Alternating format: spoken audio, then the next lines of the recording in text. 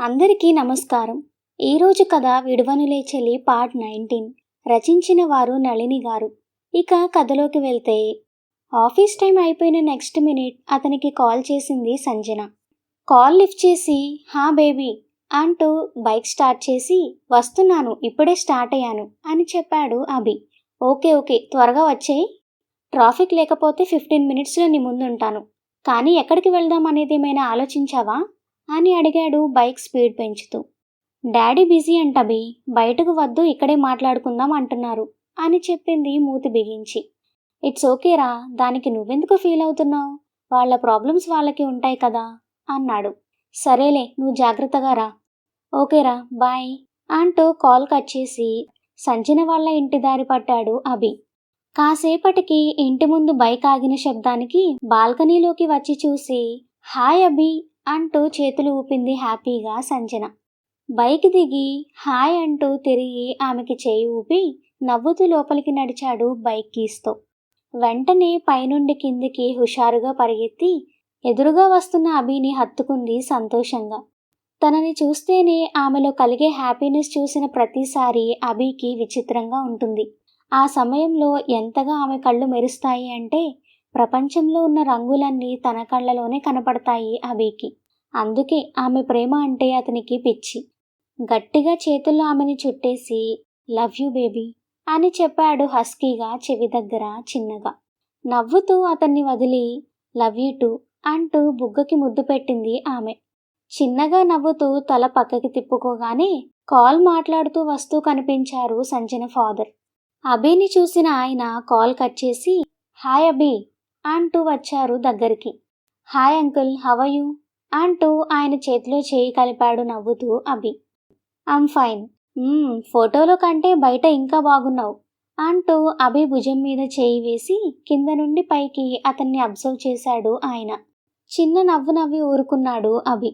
ఇంతలో అభి వచ్చాడు అని వాళ్ళ మమ్మీని కూడా పిలిచి అంతేకాదు daddy, he loves me so much, but ఎప్పుడూ కంట్రోల్ తప్పడు, అంత పర్ఫెక్ట్గా ఉంటాడు అంటూ తండ్రి చేతిని పట్టుకొని చిన్నపిల్లలా ఊపుతూ చెప్పి అభి పక్కకి చేరింది నవ్వుతూ సంజన. అయితే చాలా పద్ధతి గల అబ్బాయి అన్నమాట. ఈ రోజుల్లో కూడా ఇలాంటి వాళ్ళు ఉన్నారా? సో స్వీట్ ఆఫ్ యూ అభి అని రా కూర్చుందాం అంటూ సిట్టింగ్ ఏరియాకి తీసుకువెళ్ళాడు అభిని ఆయన. ఇంతలో సంజన వాళ్ళ మమ్మీ కూడా రావడంతో హాయ్ ఆంటీ అని పలకరించాడు అభి. హాయ్ అభి అంటూ భర్త పక్కన కూర్చుంటూ మీ డాడీ ఎలా ఉన్నారు అని అడిగింది ఆవిడ నవ్వుతూ. బాగున్నారా ఆంటీ అని వాళ్ళు అడిగిన దానికి సమాధానం చెప్తూ వాళ్లతో మాటల్లో పడ్డాడు అభి. సంజన మాత్రం అభిని వదలకుండా కూర్చొని మేట్ తెచ్చిన జ్యూస్ అభికి ఇచ్చి అతని కళ్ళలోకి ఒకసారి చూసి తన చేతిని పట్టుకొని అందరూ జ్యూస్ తీసుకున్నా తను తీసుకోకుండా వాళ్ళ డాడీతో మాట్లాడుతూ నవ్వుతూ అల్లరి చేస్తూ కూర్చుంది. ఆమె చూపుకి అర్థం తెలిసిన అతను కొంచెం తాగి ఆమె చేతికి ఇచ్చాడు జ్యూస్ గ్లాస్. దానినే ఇష్టంగా తీసుకొని అభి వైపు చూస్తూ నవ్వుతూ కళ్ళార్పి తెరిచింది. అవన్నీ ఓ కంట గమనిస్తూనే వాట్ అభి, బిజినెస్ చేసే ఉద్దేశం ఏమైనా ఉందా అని అడిగాడు అసలు విషయంలోకి దిగుతూ సంజన ఫాదర్. నో అంకుల్, నాకు జాబ్ కంఫర్ట్గానే ఉంది. ప్లస్ ఇప్పుడే బిజినెస్ అంటే పెళ్లి తర్వాత సంజుకి టైం ఇవ్వలేను. నేను నా పూర్తి టైం తనతోనే గడపాలి అనుకుంటున్నాను. బిజినెస్ చేసి కోట్లు పోగేసుకోవాలనే ఆశయం లేదు.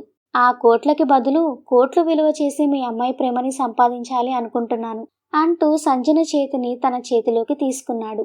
డబ్బుకి లోటు లేని ఫ్యామిలీ కాబట్టి అతని ఆన్సర్కి సంతృప్తిగా నవ్వుకుంటూ ఒకరిని ఒకరు చూసుకున్నారు వాళ్ళు. అతని చేతి మీద ముద్దు పెట్టి థ్యాంక్ యూ అంది చిన్నగా సంజన. ప్రేమగా ఆమె వైపే చూశాడు అభి. వాళ్ల ప్రేమని చూసి మురిసిపోతూ అభి, సంజుని కొన్ని రోజులు మాతో రమ్మంటే రాను అంటూ గొడవ చేస్తుంది. నువ్వైనా చెప్పు బాబు, తర్వాత ఎలాగో ఇక్కడే ఉండిపోతుంది కదా, కొన్ని రోజులు మాతో ఉంటే మాకు కూడా హ్యాపీగా ఉంటుంది అంది సంజు వాళ్ళ మమ్మీ. మమ్మీ, రానని చెప్పాను కదా, మళ్ళీ ఎందుకు ఆ టాపిక్ తెస్తున్నావు అంది కోపంగా సంజు. సంజు అని తను వస్తుందిలే ఆంటీ, మీరేం టెన్షన్ పడకండి అన్నాడు అభి. అభి మాటలకి వాట్ అంటూ అతని చేతిని వదిలేసి పైకి లేచి నించుంది సంజన. తనతో పాటే లేచిన అభి సంజు కూల్, నీతో నేను మాట్లాడాలి పర్సనల్గా అని చెప్పాడు చిన్నగా. దాంతో అక్కడి నుండి పక్కకి వెళ్ళింది కోపంగానే సంజన. కూతురు కోపానికి అతను ఎలా రియాక్ట్ అవుతాడో అని ఆసక్తిగా తన వైపు చూస్తున్న వాళ్ళకి ఎక్స్క్యూజ్ మీ అని చెప్పి సంజన దగ్గరికి వెళ్ళాడు అభి.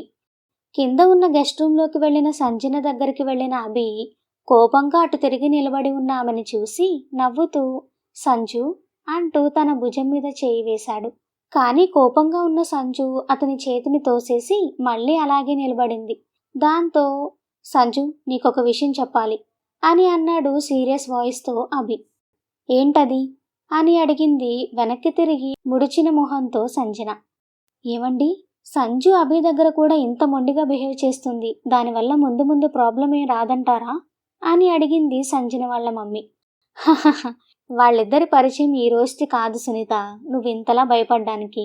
వాళ్ళిద్దరి గురించి ఇద్దరికీ అన్నీ బాగా తెలుసు. అలా తెలిసి ఒకరిని ఒకరు ఇష్టపడి లవ్ చేసుకొని పెళ్లిదాకా వచ్చారు" అన్నాడు ప్రకాష్.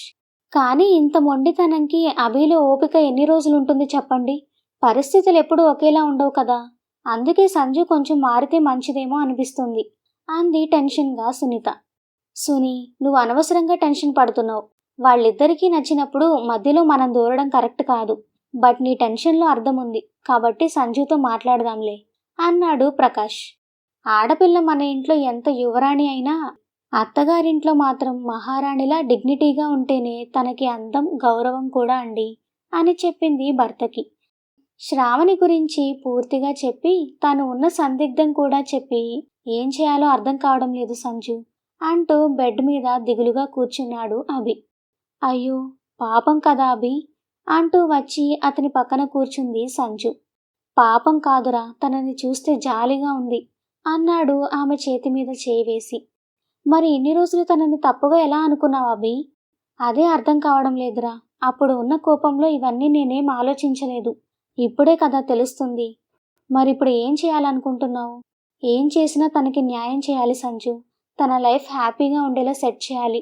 అలాగే తనకి ఎప్పుడు ఏ కష్టం వచ్చినా మనం తనకి తోడుగా ఉండాలి. ఈ విషయంలో నాతో పాటు నీకు కూడా బాధ్యత ఉంటుంది అంటూ తన కళ్ళలోకి చూశాడు అభి. అతని చూపుకి నువ్వంతగా చెప్పాల్సిన అవసరం లేదభి, నువ్వేం చేసినా నీకు తోడుగా నేనుంటాను అంటూ అతని చేతిని చుట్టుకొని అభి భుజం మీద తలపెట్టింది దిగులుగా. ఆమె తల మీద ముద్దు పెట్టి థ్యాంక్ యూ అని. ఇప్పుడు అర్థమైందా నేనెందుకు వెళ్ళమంటున్నానో నిన్ను? ఎలాగో మన పెళ్ళికి టైం పట్టేలా ఉంది. ఈలోపు అక్కడ నువ్వు ఆంటీ వాళ్లతో కొన్ని రోజులు హ్యాపీగా టైం స్పెండ్ చేయి. ఇక్కడ నేను శ్రావణికి మంచి లైఫ్ సెట్ చేస్తాను అని చెప్పాడు అభి. తల ఎత్తి అతని మొహంలోకి చూస్తూ అంతే అంటావా అని అడిగింది దిగులుగా సంజు. పోనీ ఇంతకంటే మంచి ఆప్షన్ ఏమైనా ఉందా అంటూ నిట్టూర్చి సరేలే అంది తప్పదు అని రియలైజ్ అవుతూ. నవ్వుతూ ఆమె చేతిని కిస్ చేసి లవ్ యూ బేబీ, నన్ను అర్థం చేసుకున్నందుకు అన్నాడు అభి. నిన్ను కాకపోతే ఎవరిని నమ్ముతానభి అంటూ లేచి సరిగా కూర్చుంది తను. చిన్న నవ్వుతో ఆమె వైపు చూస్తూ నీ హెల్త్ ఎలా ఉంది ఇప్పుడు అని అడిగాడు. బెటర్. అసలేమైందిరా నీకు? ఎందుకు ఆ రోజు అలా అయింది? అప్పుడు నీకు పీరియడ్స్ కాదు కదా? నాకు పీరియడ్స్ విషయంలో ఫస్ట్ నుండి కొంచెం ప్రాబ్లం ఉందభి, కానీ సడన్గా అలా ఎందుకయిందో తెలియదభి. ఇట్స్ ఓకే, ఏముండదులే, నువ్వు టెన్షన్ పడకు అంటూ చెంప నిమిరాడు ప్రేమగా. ఒక్క నిమిషం పాటు అతని కళ్ళలోకి చూసి కన్నీటితో అతనిని హత్తుకుంది సంజన. సరే ఇక వెళ్దాం పదా, అంకుల్ వాళ్ళు మన కోసం వెయిట్ చేస్తూ ఉంటారు అని తనని తీసుకొని బయటకు వెళ్ళాడు అభి. వస్తున్న వాళ్ళని చూసి తమ డిస్కషన్ ఆపేసి ఇంతకీ ఇద్దరు ఏం డిసైడ్ అయ్యారు అని అడిగాడు ప్రకాష్. అంకుల్ తను మీతో వస్తుంది అంటూ ప్రకాష్ పక్కన కూర్చున్నాడు అభి. అవునా అన్నట్టు ఆశ్చర్యంగా కూతురి వైపు చూసింది సునీత. అవును అంటూ నవ్వుతూ తల ఊపి అభి వైపు చూసింది సంజు. అతను కూడా నవ్వాడు ఆమెని చూసి. వాళ్ళిద్దరి మధ్య అండర్స్టాండింగ్కి ఆశ్చర్యపోతూనే వెరీ గుడ్ అభి, నా కూతుర్ని బాగానే కంట్రోల్లో పెట్టావు అన్నాడు ప్రకాష్. తనని కంట్రోల్లో పెట్టడం అనేది నాకు ఇష్టం లేని పని అంకుల్, ప్రేమతో తనకి అర్థమయ్యేలా చెప్తాను అంతే అన్నాడు అభి సంజన వైపు చూస్తూ. నిజంగా నా కూతురు సెలక్షన్ అద్భుతం అభి, ఎందుకంటే నీలాంటి వాణ్ణి ఎంత వెతికినా నేను నా కూతురి కోసం తీసుకురాగలిగేవాణ్ణి కాదు. తనకి కరెక్ట్ అయిన లైఫ్ పార్ట్నర్ని నా కూతురు అవలీలగా ఎంచుకోగలిగింది. ఇంతకుముందు నా కూతురు ఇష్టాల మీద మాత్రమే నాకు గౌరవం ఉండేది, కానీ ఇప్పుడు తన నిర్ణయాల మీద కూడా గర్వం మొదలైంది నిన్ను చూసి అన్నాడు ఆయన. తండ్రి మాటలకి మురిసిపోతూ లవ్ యూ డాడీ అంటూ ఆయన్ని చుట్టేసింది సంజన.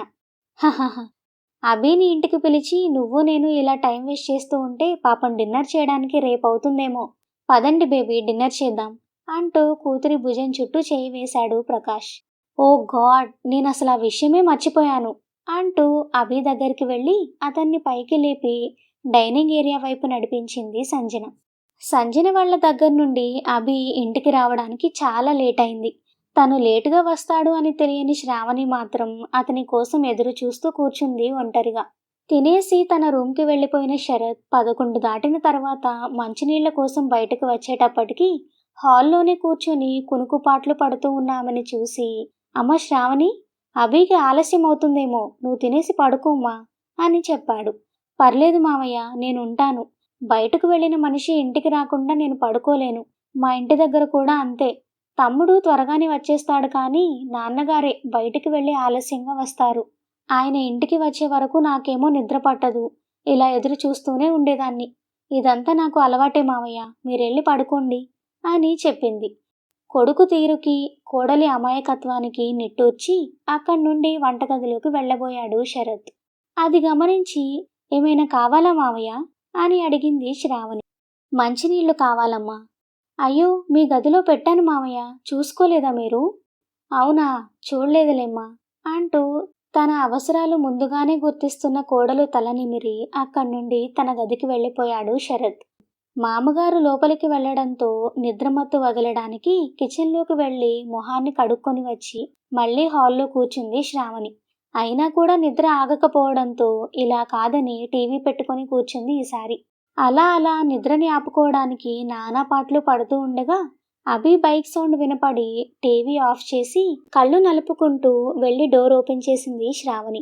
తను బెల్ కొట్టకముందే ఓపెన్ అయిన డోర్కి ఎదురుగా ఉన్న శ్రావణిని చూసి, ఏ నువ్వింకా పడుకోలేదా అని అడిగాడు నిద్రమత్తు ఆపుకోవడం వల్ల వాడిపోయి ఉన్న ఆమె మొహం చూస్తూ అభి. మీకోసమే చూస్తున్నాను అని చెప్పింది ఆవలింతకి చేతిని నోటికి అడ్డు పెట్టుకుంటూ. ఆ మాటకి ఛ, నేను రావడానికి లేట్ అవుతుంది అని చెప్పుండాల్సింది అనుకొని పైకి మాత్రం, ఎందుకు చూస్తున్నావు, నేను చెప్పానా నీకు నా కోసం ఎదురు చూడమని అని అడిగాడు కొంచెం కోపంగా. అది కాదు. ఏది కాదు? ఇంకోసారి ఇలా చేశావనుకో కొడతాను చెప్తున్నా. కొడతాను అనగానే అనుకోకుండా చెంప మీదకి వెళ్ళిపోయింది ఆమె చేయి భయంగా. దాంతో తను ఫస్ట్ రోజు ఆమెను కొట్టిన విషయం గుర్తు వచ్చింది అని అర్థమై మనసు చివుక్కుమనగా, పోయి పడుకో అంటూ తన రూమ్కి వెళ్ళబోయాడు. అది చూసి, మీరు భోజనం చేయలేదు అని అడిగింది చిన్నగా. వెనక్కి తిరిగి చూడకుండానే నేను బయటే తినేశాను అని చెప్పి 2 మెట్లు ఎక్కిన అతను ఏదో గుర్తు వచ్చి వెనక్కి తిరగగా తలుపులు వేసేసి వెనక్కి తిరిగిన ఆమెను చూసి, నువ్వు తిన్నావా అని అడిగాడు అనుమానంగా. లేదు అంటూ తల తిప్పుతున్న ఆమెను చూసి అసహనంగా కళ్ళు గట్టిగా మూసి, ఎందుకే అంటూ తెరిచి ఆమె వైపు చూశాడు. తింటే నిద్రొస్తుంది కదా, అందుకే తినలేదు.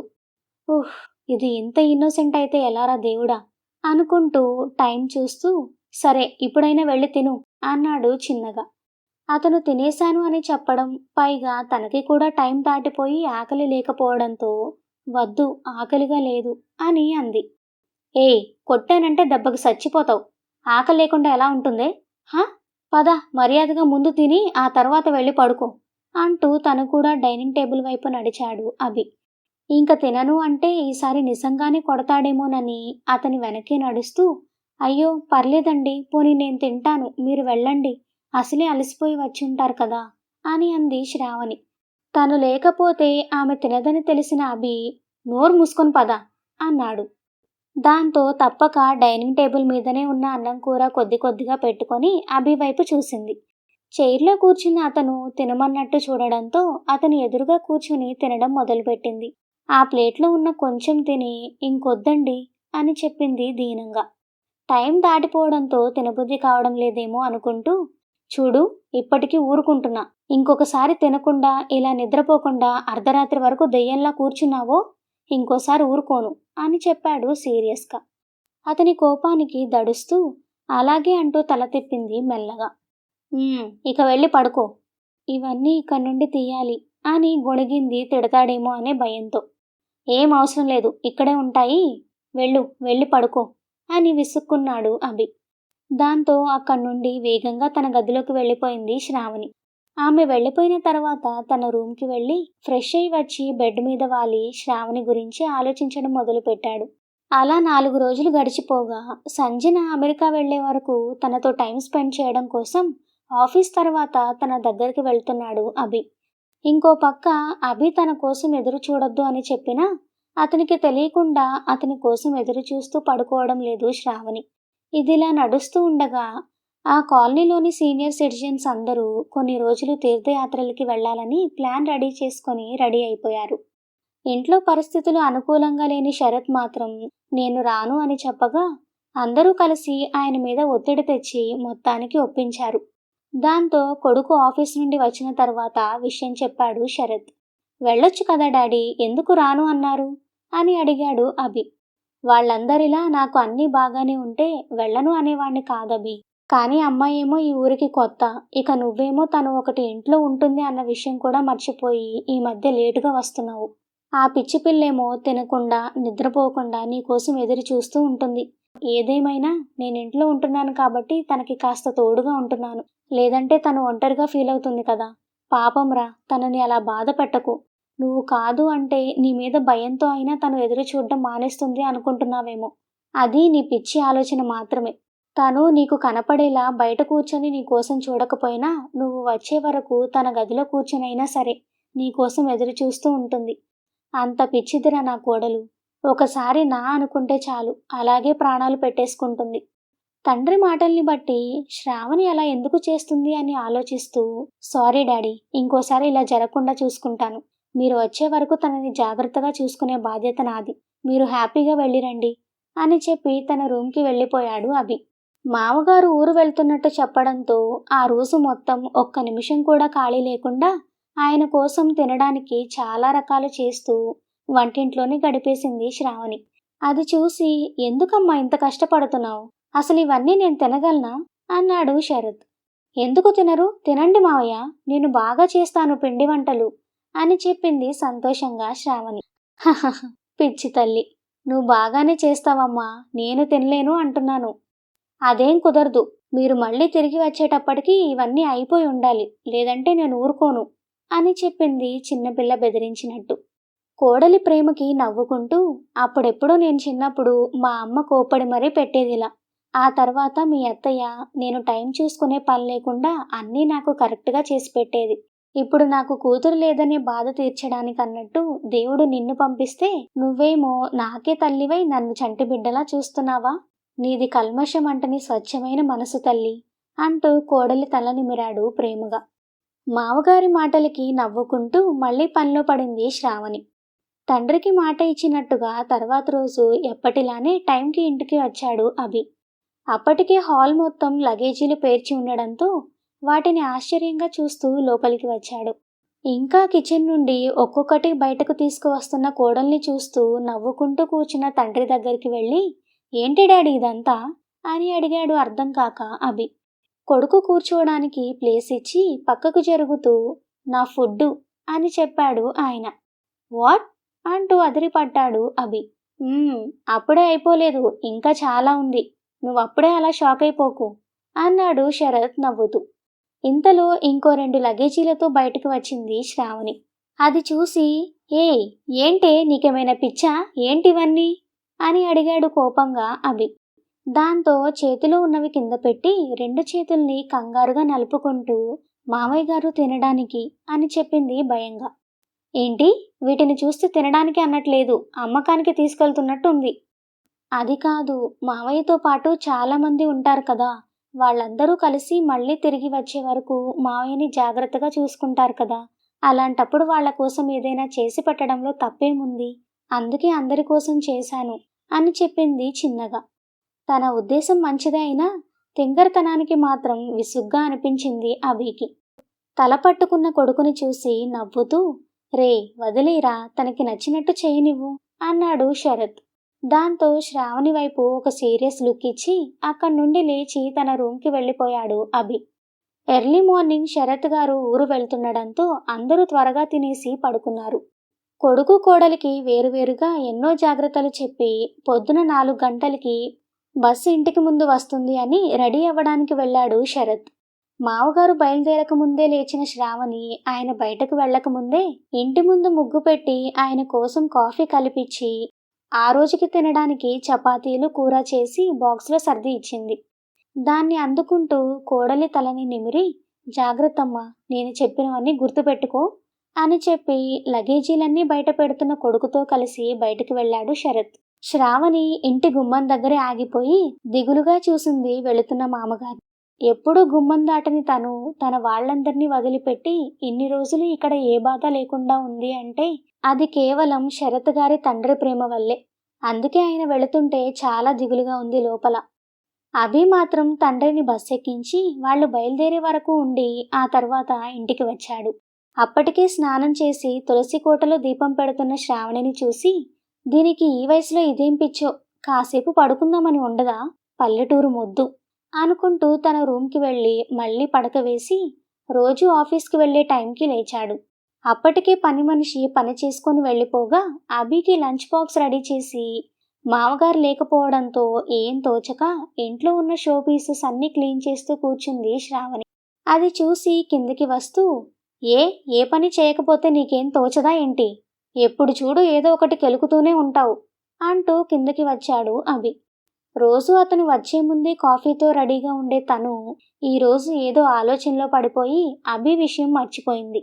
దాంతో వెంటనే అక్కడి నుండి లేచి అతని కోసం కాఫీ కలుపుకొని తీసుకొచ్చి ఇచ్చింది. కాఫీ కప్ తీసుకోకుండా తన వైపు విచిత్రంగా చూస్తూ, ఇప్పుడు కాఫీ ఏంటే, టిఫిన్ పెట్టు ముందు, ఆఫీస్ టైం అవుతుంది అన్నాడు. సరే అంటూ వెంటనే లోపలికి వెళ్ళి చపాతీలు చేసుకొని తీసుకువచ్చి పెట్టింది అభికి. కర్రీ పెడుతున్న ఆమెని చూస్తూ తను డల్గా ఉంది అనిపించడంతో ఏమైంది అని అడిగాడు విషయం అర్థం కాక. ఏం లేదు అన్నట్టు తల అడ్డంగా తిప్పింది కంగారుగా. అరే, ఎందుకంత కంగారు, ఆ తల ఊడిపోద్ది, జాగ్రత్త అన్నాడు విసుగ్గా. దాంతో అక్కడి నుండి పక్కకు వెళ్ళబోయింది శ్రావణి. వెళుతున్న ఆమె చెయ్యి పట్టుకుని లాగి పక్కన కూర్చోబెట్టుకొని, నువ్వు కూడా తిను అని చెప్పాడు. అయ్యో, నేను తర్వాత తింటానండి అని చెప్పింది చిన్నగా.